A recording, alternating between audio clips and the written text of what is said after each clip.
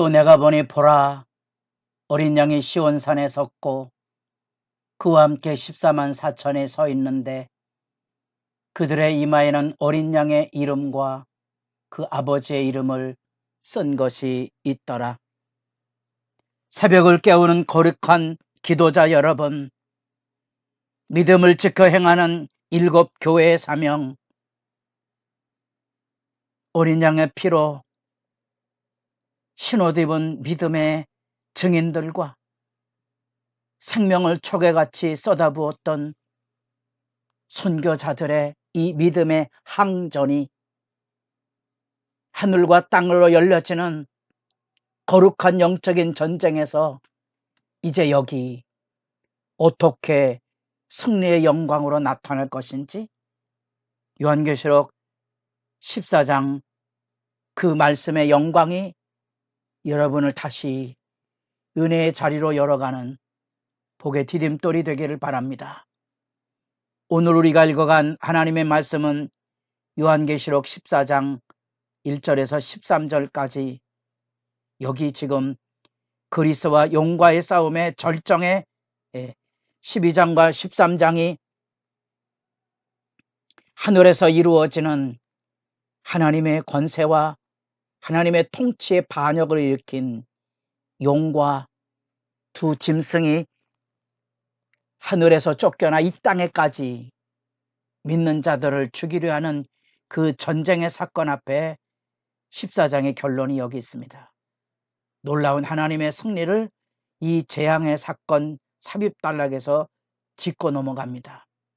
이후에 이제 대접 재앙이 있을 거지만 여기서 매듭을 짓고 예수 교회가 영원한 승리로 열어가는 이 놀라운 장면의 단락이 오늘 우리가 읽고 있는 하늘의 찬양을 부르는 14만 4천 그들의 이마에 어린 양의 이름, 아버지의 이름이 있다. 비록 그들이 이 땅에서 용과 그 짐승들의 횡포로 죽임을 당하고 무너지는 것처럼 보이지만 영원히 살아서 그들은 하늘의 찬양 가운데 설 것이고요. 짐승과 교회를 박해하던 어둠의 세력들은 이제 진노가 쏟아지는 하나님의 심판의 자리로 몰아쳐 갈 것입니다.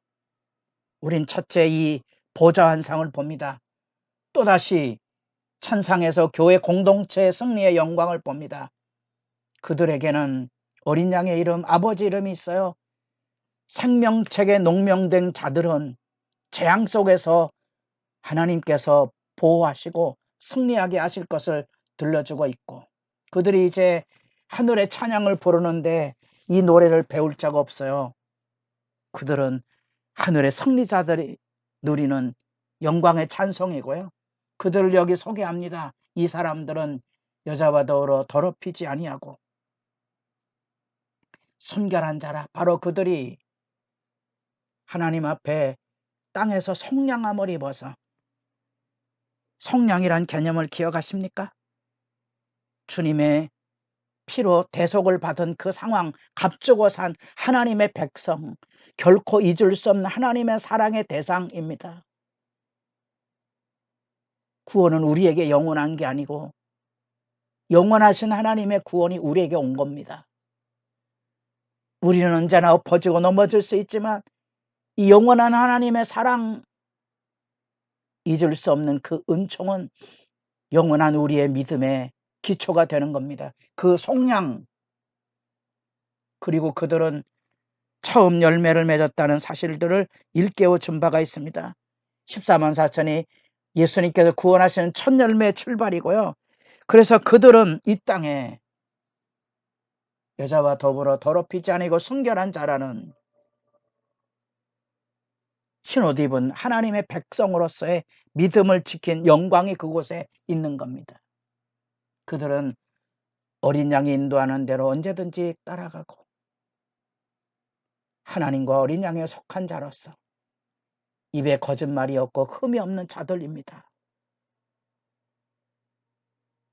우리가 하나님 앞에 엎드려 기도하는 시간이죠.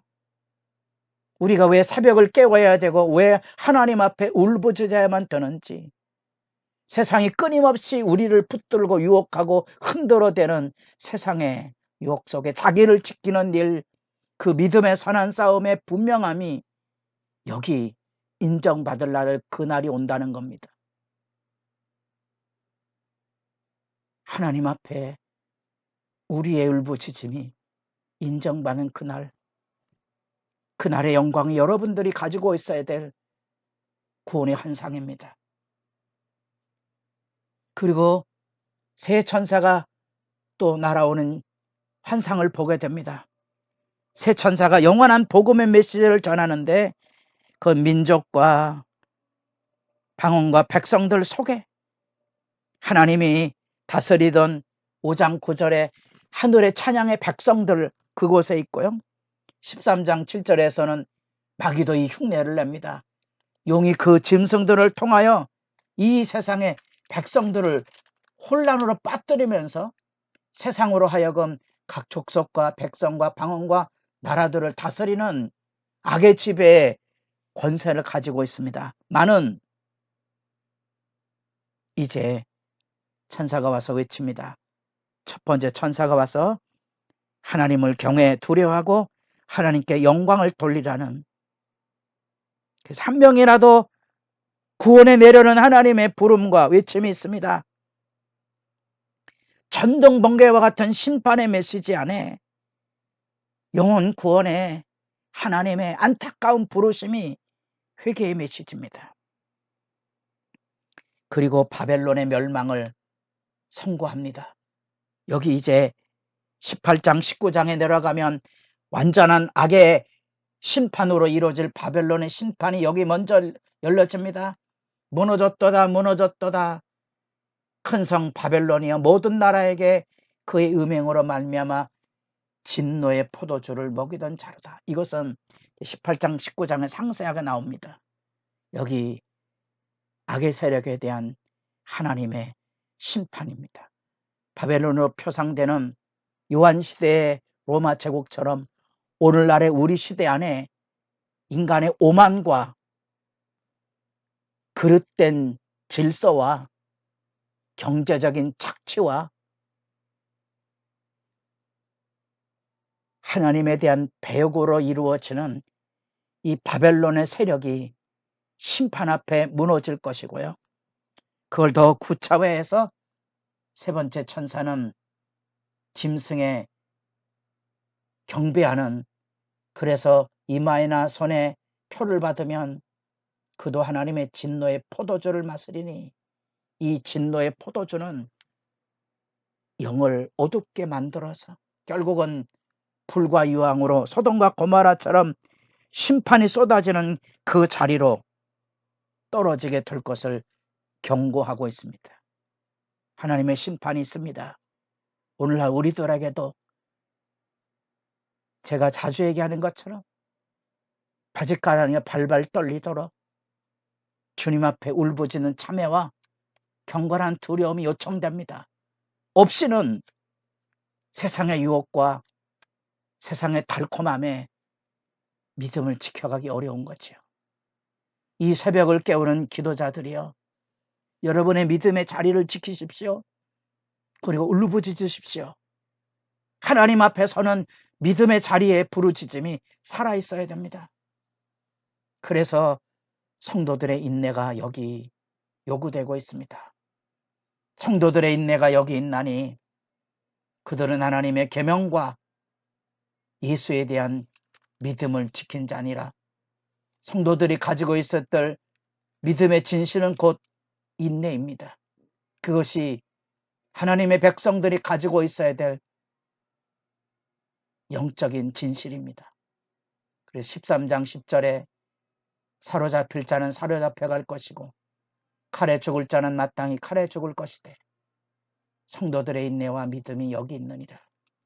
이 세상에 물들지 않는 경건의 싸움을 때로는 포로로 끌려가고 칼에 죽는 참상들이 쏟아지지만 끝까지 믿음을 지킨 자들에게 복이 있을 것입니다.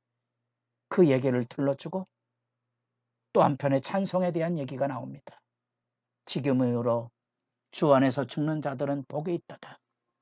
어쩌면 주님의 나라에 가는 길에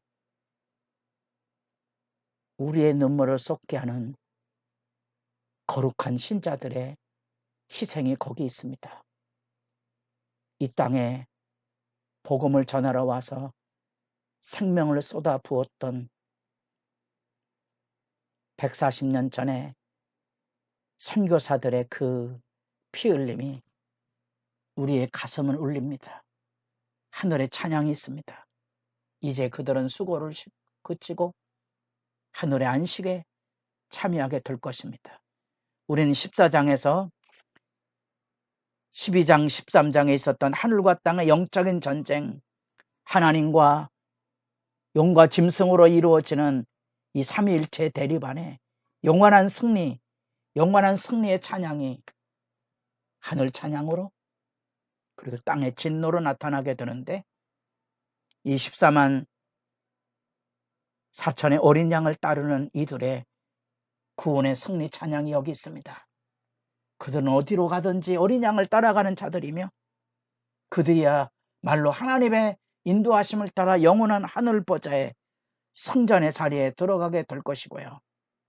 그 영원한 복음의 회개와 심판의 메시지가 새 천사들을 통하여서 모든 민족과 종족, 방언과 백성들에게 들려지는 말씀이 있습니다. 그 영원한 복음은 한 영혼이라도 구원하시려는 하나님의 초대이고 안타까움입니다. 우리 끝까지 믿음을 지키는 일과 생명을 쏟아붓는 일에 두려움이 없는 영원한 소망이 우리의 기도 시간을 복되게 할 수 있기를 바랍니다.